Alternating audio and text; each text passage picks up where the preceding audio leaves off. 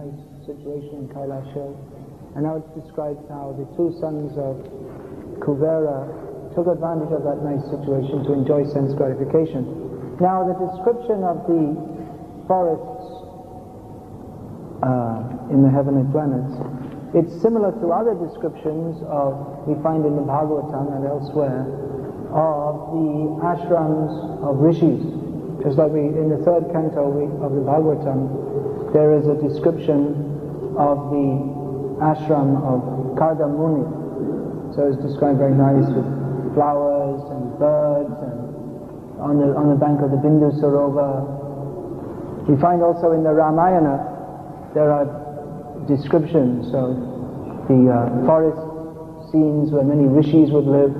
But there, living among the rishis, or in the same kind of setting, were also great demons who were used to disturb the rishis and even eat them, kill them and eat them. So generally we say that this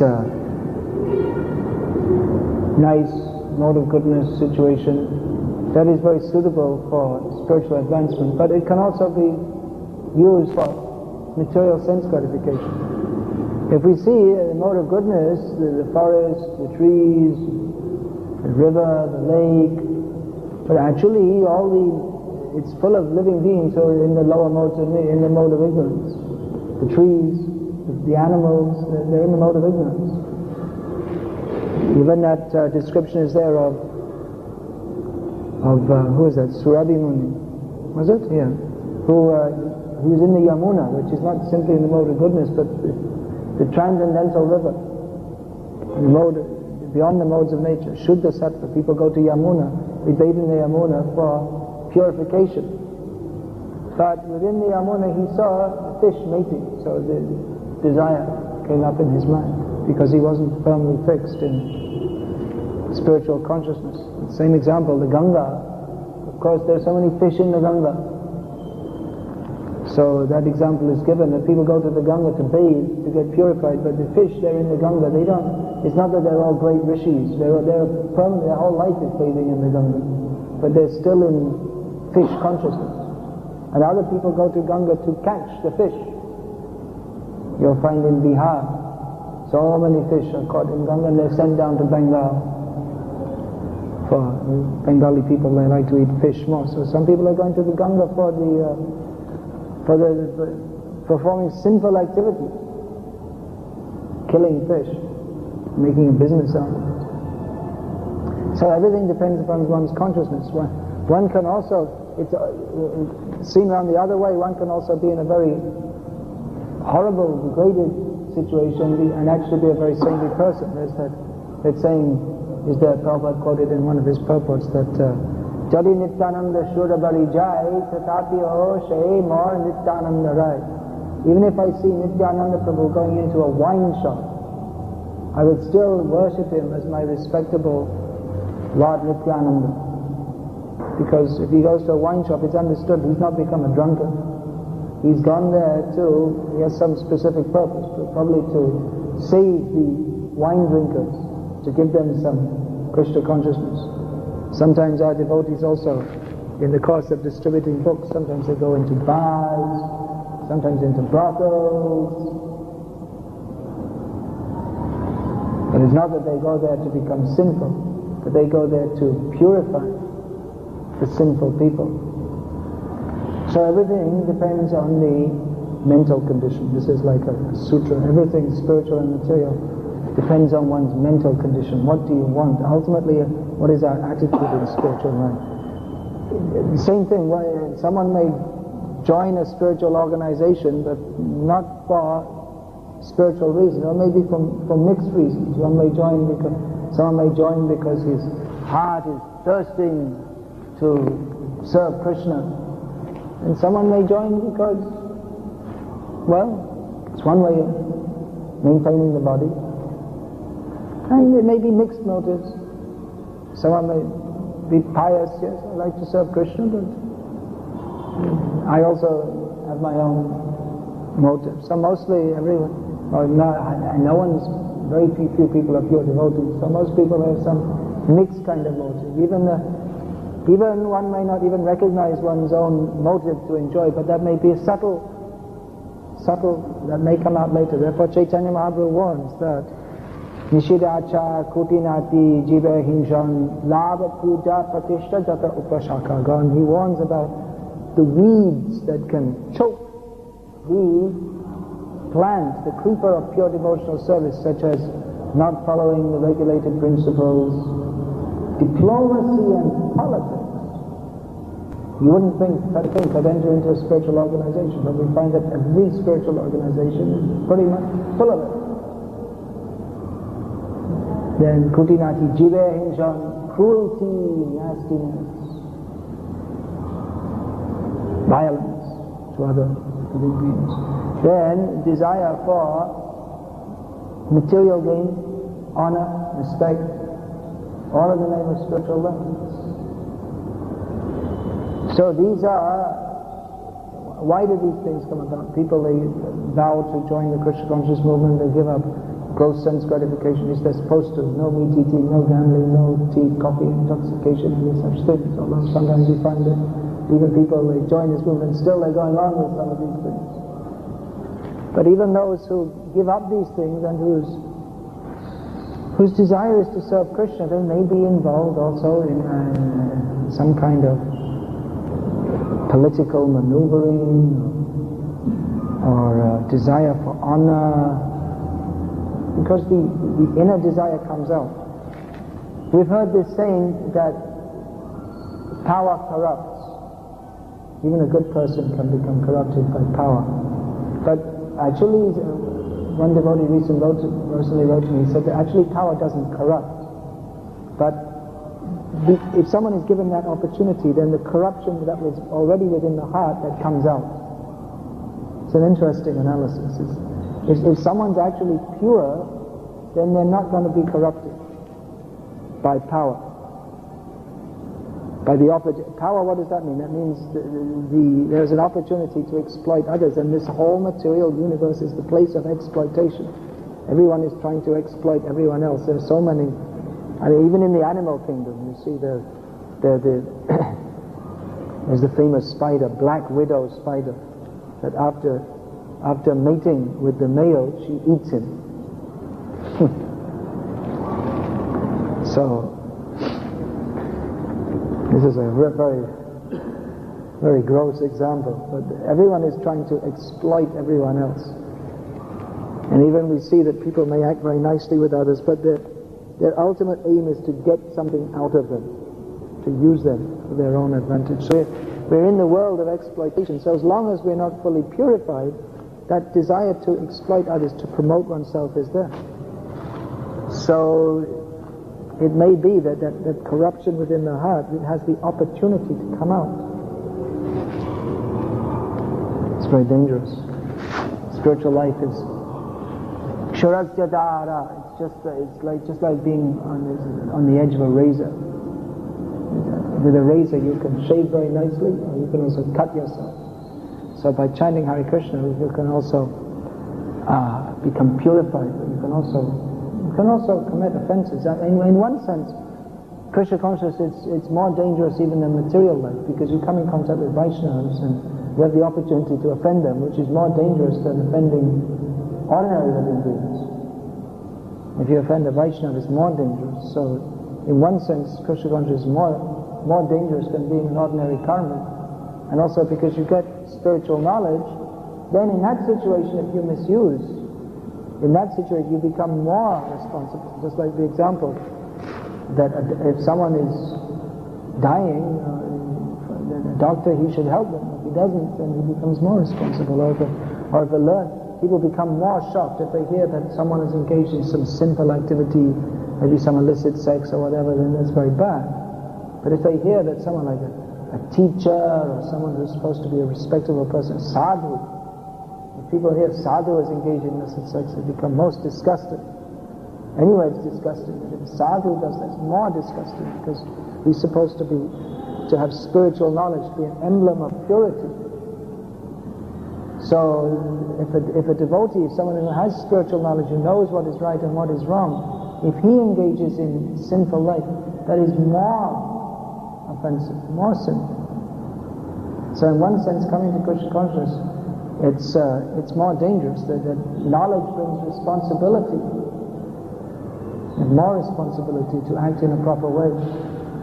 Especially when you take the vow, no meat eating, no illicit sex, no intoxication, no gambling. You take a vow. If you after taking that vow you don't follow, then it's better you didn't take the vow in the first place, because you become more implicated. That apart from the effect of sin, anyway it's sinful, but having specifically vowed not to do it, and having got the knowledge of why you shouldn't be doing it, becomes more sinful. So we should be very careful. Now we're talking about those who are on the path of Krishna consciousness but may become fallen. There are others also who, in the name of being Krishna conscious, they're just fallen right from the beginning. They just make a show of being a devotee for the sake of some personal gain. Then Bhaktivinoda Thakur sang that song that Galai Mala, Nakai Tila Galai Mala, Egg Kale Chala. He coined this phrase. Kali Chala means a disciple of Kali. Says that he has tilak on his nose, mala on his throat, on his neck, but he's not a disciple of Krishna, he's a disciple of Kali. Very strong statement.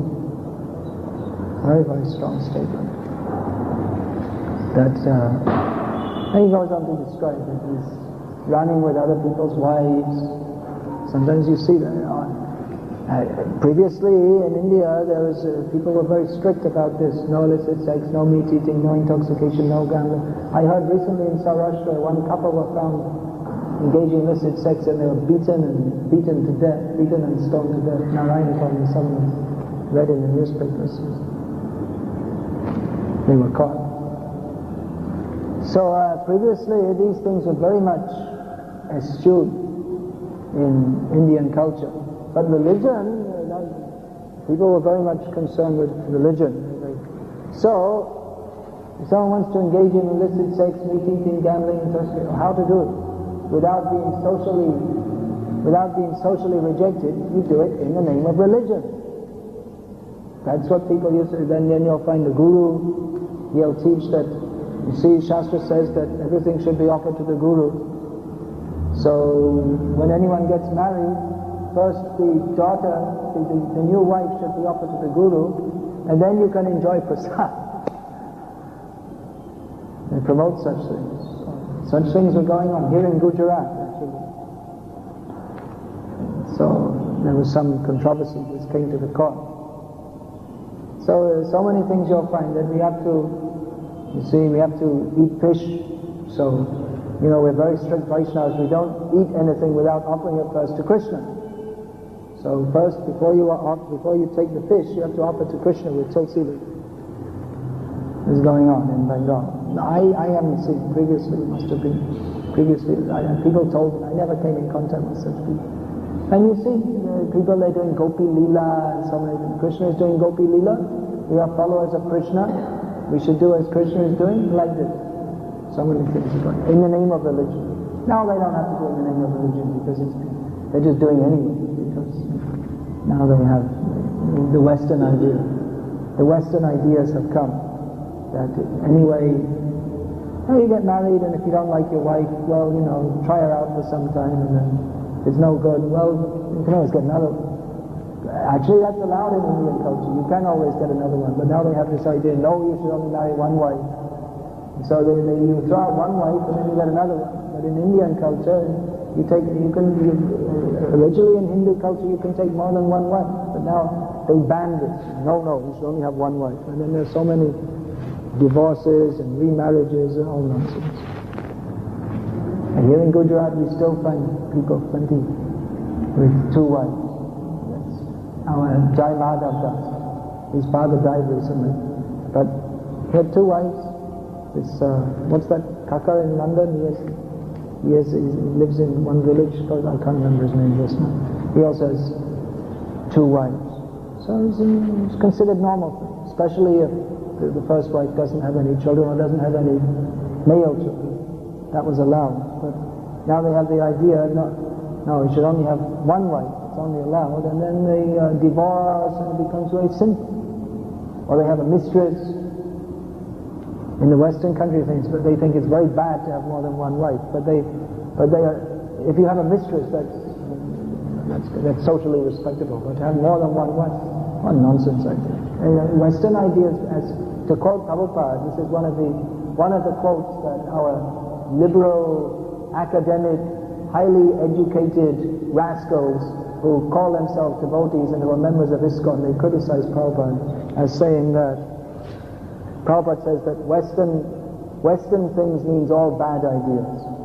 So our Western educated PhDs, they don't like this kind of statement. Now there's a new theory going around that, well, when Prabhupada gives spiritual instruction, you can accept it. But if he says anything material, then no, you have to judge it with your own intelligence, your own stupid intelligence, which has been spoiled by so many years in the colleges, and they think they're a big PhD and they think they're more intelligent than Prabhupada. They're rascals.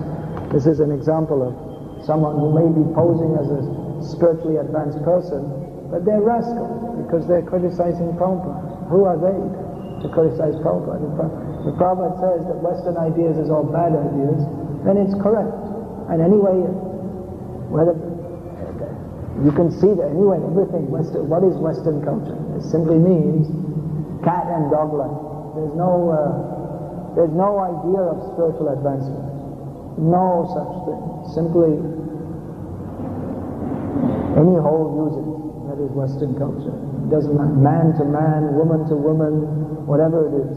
If you find a hole, get it. Get a hold of it. Use it. So it's disgusting. It's, kill your mother. Kill your mother and eat. This is Western idea. Kill the cow. So this we're studying Srimad Bhagavatam. We're not studying Time magazine or some Eric Fromm, one of our members of ISKCON. I think he's thrown out of ISKCON, but he's written so many books with the theories of Eric Fromm.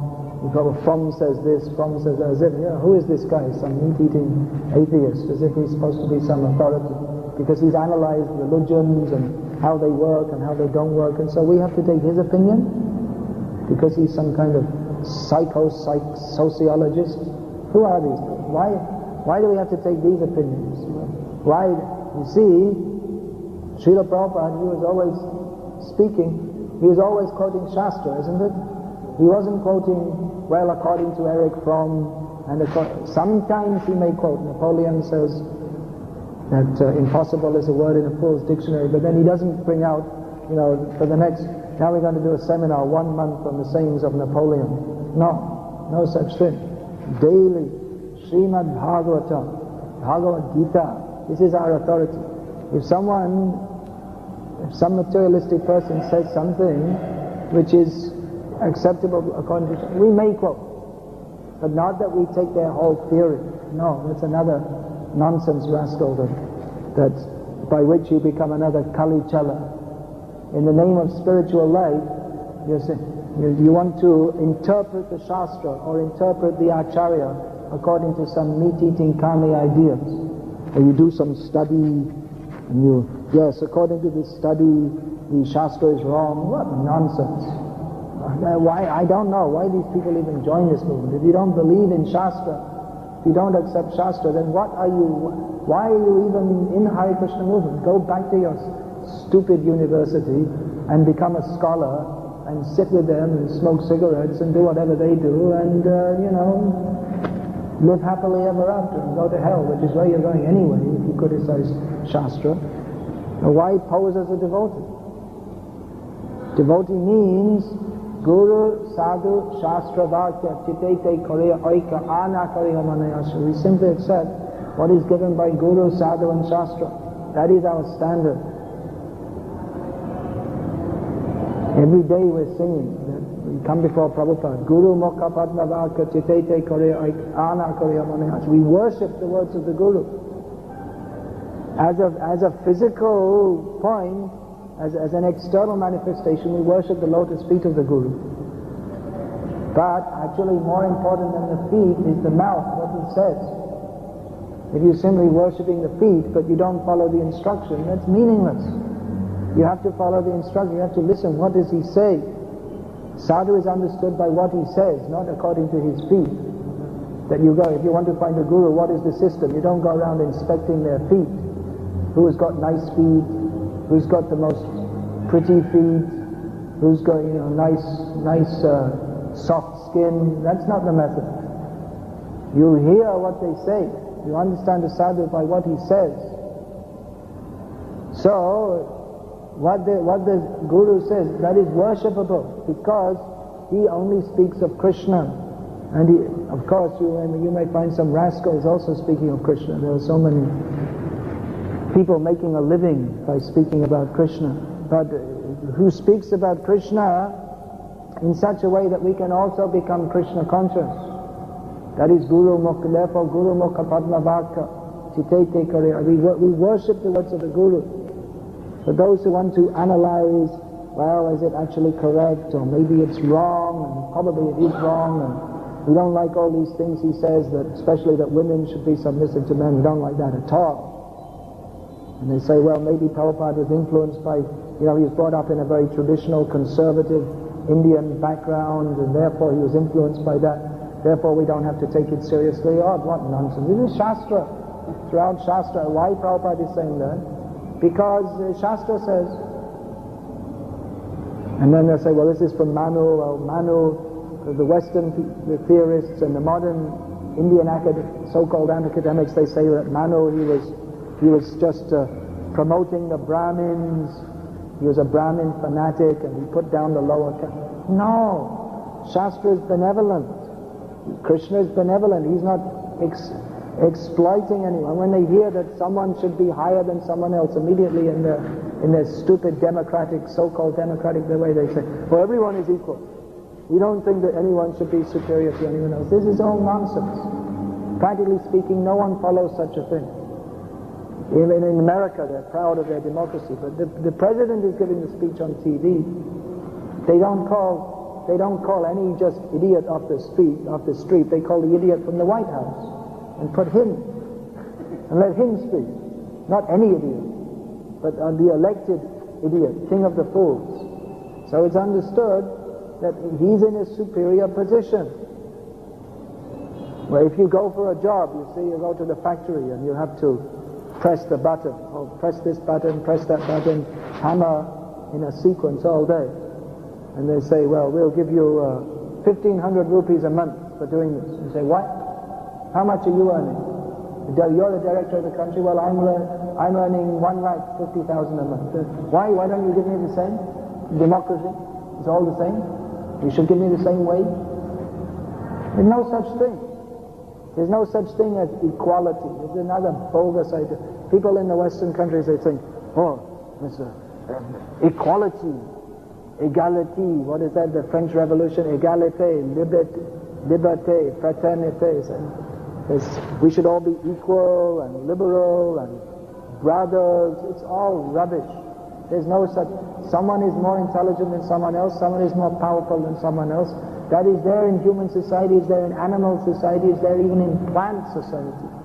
That one plant is stronger than another. So the Varnashram system, that recognizes the differences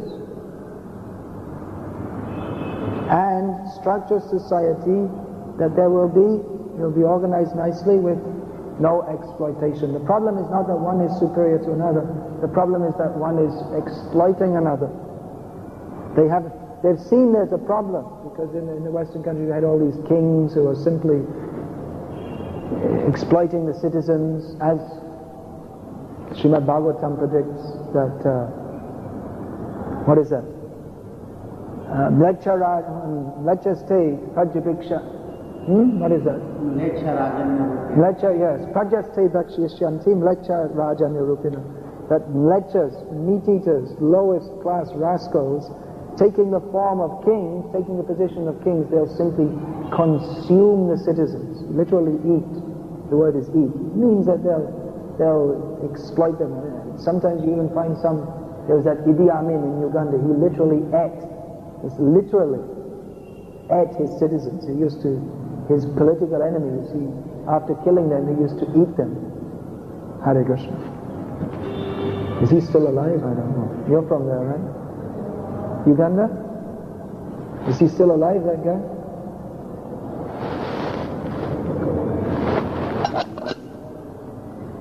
So that was going on, therefore they pulled, no more kings. Now we'll have democracy or communism. Rule of the people, by the people, and everyone is equal.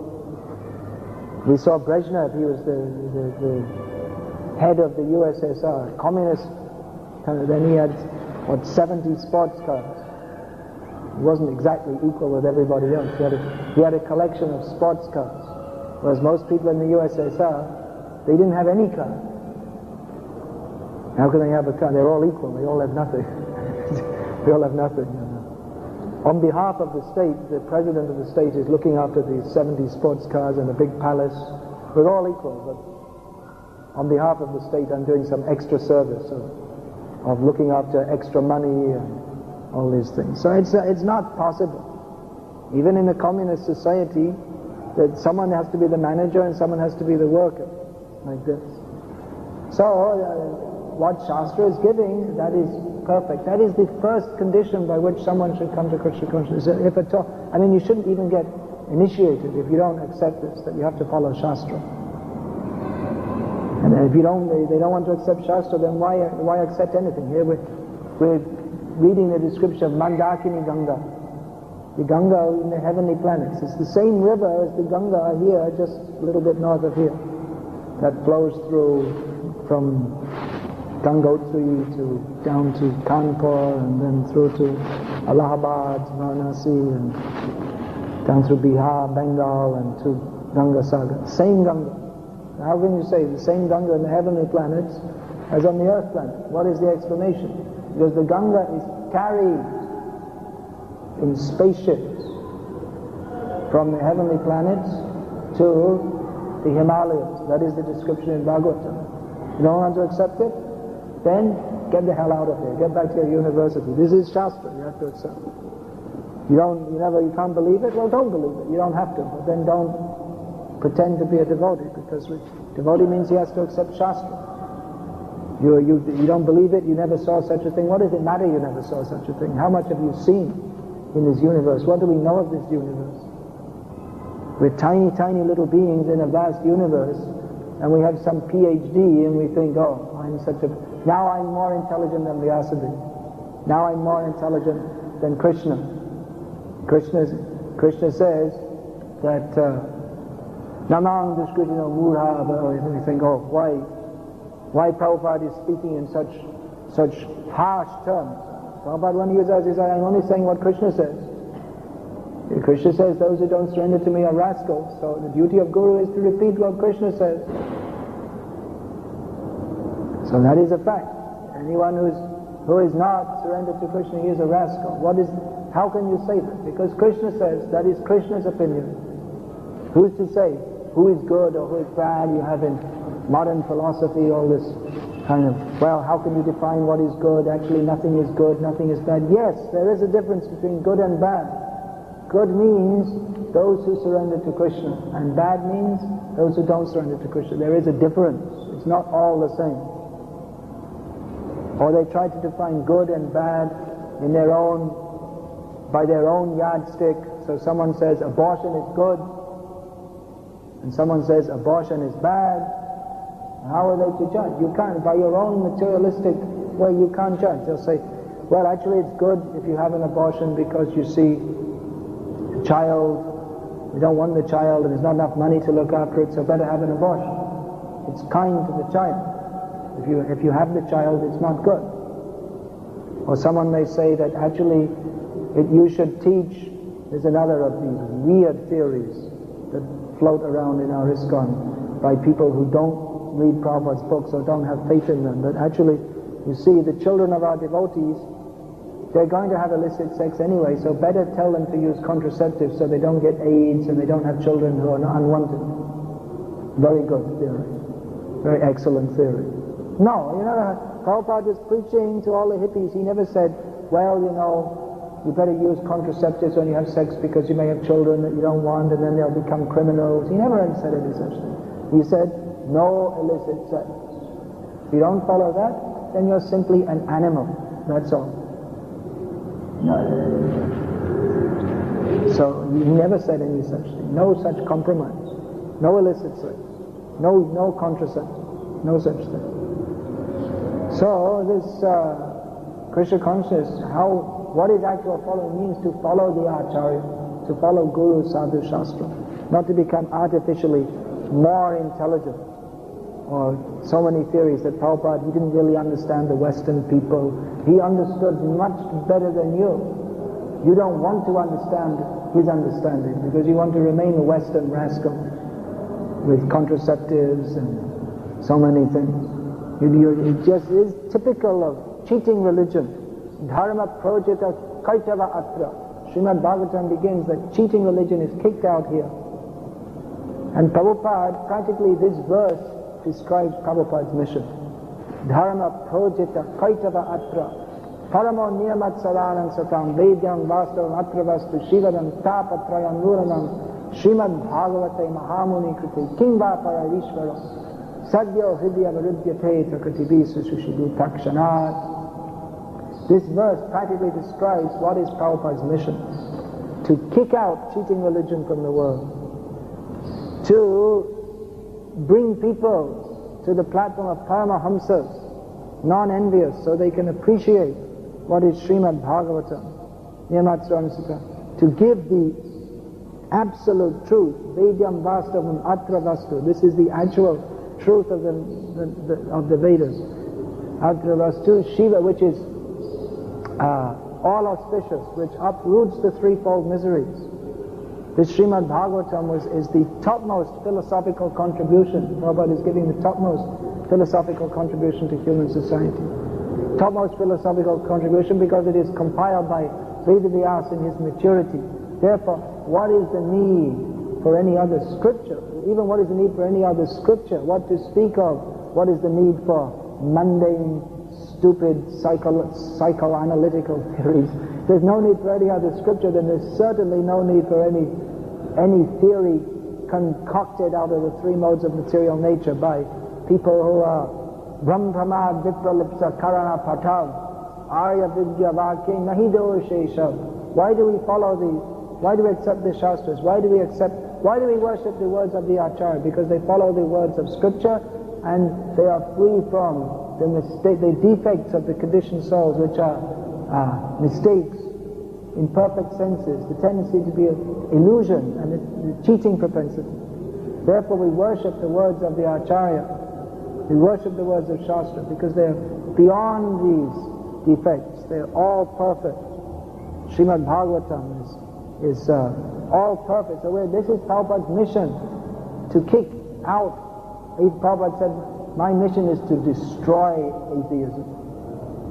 This is Prabhupada's idea. And now we want to import atheism. That now we have to, instead of listening to the Acharya, they'll say, who doesn't really know what he's talking about, we should make a study in the university and take interviews with different people and get their opinions. All rubbish.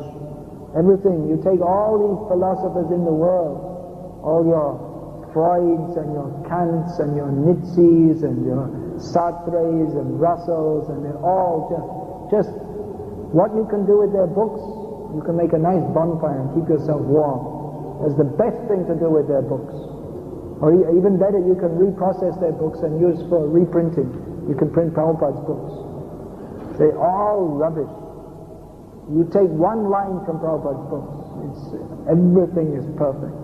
More valuable after years and years and years of ignorance, simply speaking, all rubbish. They have no idea that even the first lesson of spiritual life in the Western countries, that you're not the body, they have no idea. Everything is simply on the physical and mental platform. They have no idea. They're not even anywhere near the absolute truth. The absolute truth is to be understood first before you even come to the platform of understanding the absolute truth, you have to understand we are not the body, we are eternal spirit soul. They didn't even get in the kindergarten of Vedic knowledge. They didn't even get that far.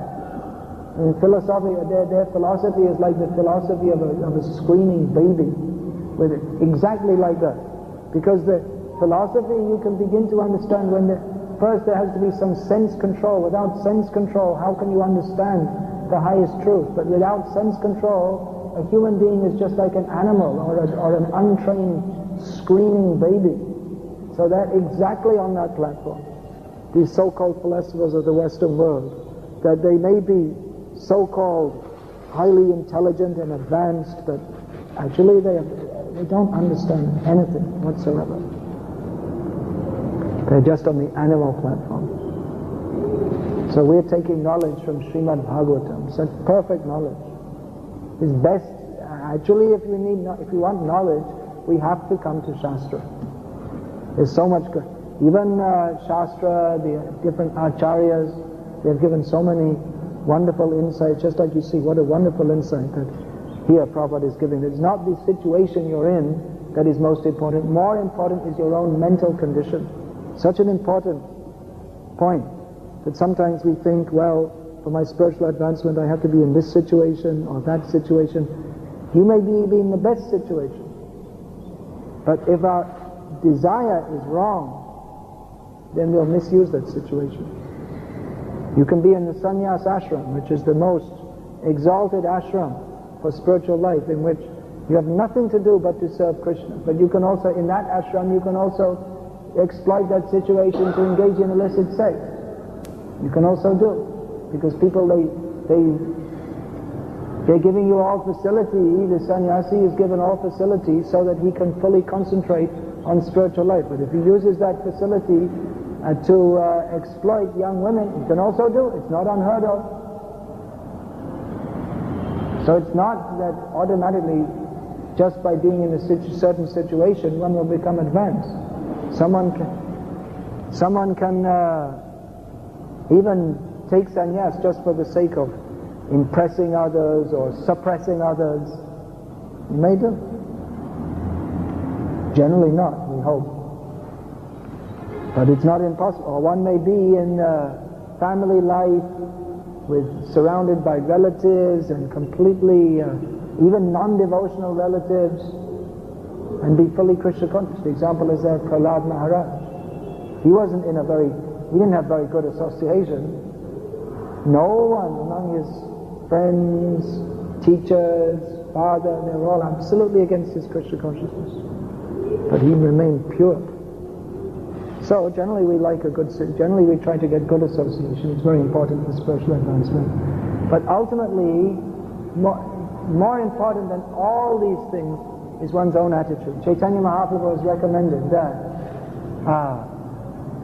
Sadhu Sangha Nama Kirtan Bhagavad Shravan Maturava Sri Murti Shadhai Sevan. For advancement in Krishna consciousness, 5 items are particularly important. There are many important things, but particularly he has recommended associating with devotees, chanting the names of the Lord, hearing the Srimad Bhagavatam, living in Mathura, and worshipping the deity with great faith. So all these things are most important for our advancement. But even more, what is the vital factor that will help us to make advancement is what is our attitude? Do we want to serve Krishna, or do we want to imitate Krishna? Do we want to serve Krishna, or do we want others to serve us? So even you may chant Hare Krishna, but if our motive is wrong, we won't make any advancement. It's like pouring petrol on the fire from one side and water from the other. You'll simply get a bunch of smoke, that's all. Whatever value, whatever benefit you get from one side is nullified from the other. So attitude, that Prabhupada writes that advancement in Krishna consciousness depends on the attitude of the performer. The attitude of the devotee should be simply to accept the words of Guru, Sadhu and Shastra, And to follow in their footsteps means the Shastra describes to us who are the perfect devotees. We should follow in their footsteps, take up their mood. The mood of the perfect devotees is how to please Krishna. That should be adopted. Otherwise, in devotional life also, we may be living in the association of devotees, but our motive may be, first I'll see I am satisfied. That is not devotion. Devotion means to see how Krishna is satisfied. Hare Krishna. Is there any question?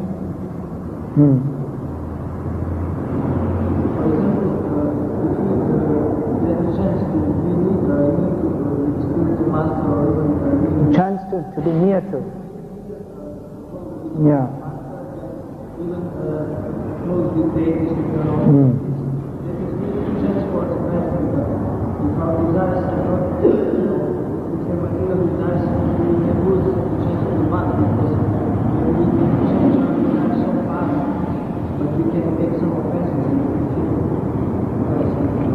This is a comment, is that Prabhupada writes the same thing in Chaitanya Charitamrita. Prabhupada writes that it's actually, it can be very dangerous to be close to the deity or the spiritual master, because Prabhupada quotes that English saying, familiarity breeds contempt, so one may make offenses. We see that some devotees who are very close to Prabhupada, they actually became, one of the devotees who was traveling with Prabhupada all over the world, Nitai, his Sanskrit assistant, he became a complete, Prabhupada rejected him. He sent a letter to all the temples. Nitai has become a snake. Do not allow him into your temple. Because he was reading his Sanskrit books and he thought, Prabhupada's only teaching us the very basic things. This is not very, we should have more advanced things. So then he wrote to Prabhupada a letter that please give me your blessings that I can find a bona fide spiritual master. What a rascal. The most prominent and merciful spiritual master in this Kali Yuga, and he's writing, please give me your blessings. Prabhupada wrote that he has become a snake. Do not allow him in any of our sins. Prabhupada was very merciful. He didn't easily reject people, but he rejected these people. He rejected this rascal immediately. Another time, there was one teacher in Gurukul, headmaster actually of the Gurukul in Mayapur. So he came to Prabhupada once, with Bhagavad Gita, he'd written in some verse form, and he wanted to show it to Prabhupada and ask, is it suitable for publishing in Back to God? So Prabhupada looked at him and said, yes, it's all right. And then for 10 minutes he spoke to him, that don't think you can become more intelligent than your spiritual master. You always have to remain a humble servant. Hari Shari Prabhu was there, and he was wondering, Hari Shari Prabhupada's servant, he was wondering, why is Prabhupada speaking to him like this? He couldn't understand why. And later on, this rascal, he decided that Prabhupada actually, he didn't properly know the philosophy, and he rejected it. Now I have a better, I have taken another spiritual master. Became complete rascal, complete rogue. So Prabhupada could see that. You have to be very, very careful. Now we've come in the shelter of Prabhupada's lotus feet. You have to be very, very careful not to offend Srila Prabhupada. Now this is going on now in the name of higher studies in our movement. Some so-called devotees, they are criticizing Prabhupada, which is horrible. They think they've become more intelligent. They should be very, very, very, very careful, very dangerous, very poisonous.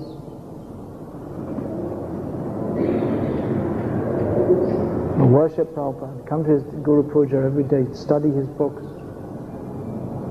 If there's something you don't understand, well, that's why we have spiritual masters also. Prabhupada he wanted his disciples to be spiritual masters also, so they can, if there's any point you don't understand, then you clarify. You come with your doubt, get it clarified. But don't just write something, well, I can't trust Prabhupada because he says this and he says, and spew your vomit all over the world. If you want to vomit, go in the toilet and vomit privately.